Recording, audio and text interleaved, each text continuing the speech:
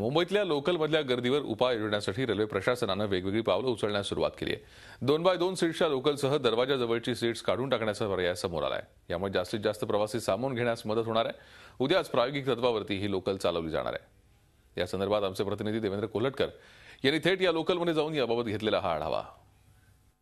मध्य रेल्वेवर दिवसेंदिवस वाढणारी गर्दीवरती उपाय करण्यासाठी किंवा प्रवाशांचा प्रवास जो आहे तो सुरक्षित व्हावा यासाठी मध्य रेल्वेने जे लोकलचे डबे आहेत त्यामध्ये काही महत्त्वपूर्ण बदल केलेले आहेत। प्रायोगिक तत्वावर हे बदल आहेत। आपण जर बघितलं ज्यावेळेस आपण दरवाजामधून आत येतो त्यावेळेस ज्या सीट्स ज्या असतात त्या सीट्स ज्या आहेत त्या इथून काढण्यात आलेल्या आहेत।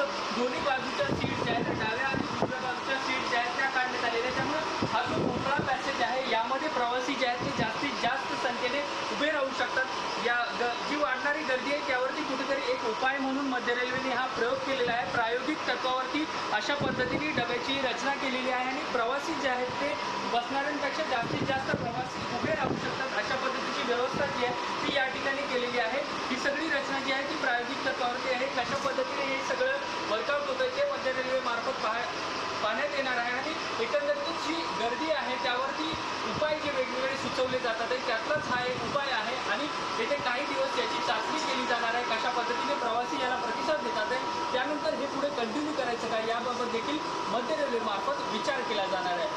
व्हिडिओ जर्नलिस्ट सुमेश भालेरावसह Devendra Kolhatkar, Zee Media, Mumbai. Zee 24 तास रहा एक पाऊल पुढे।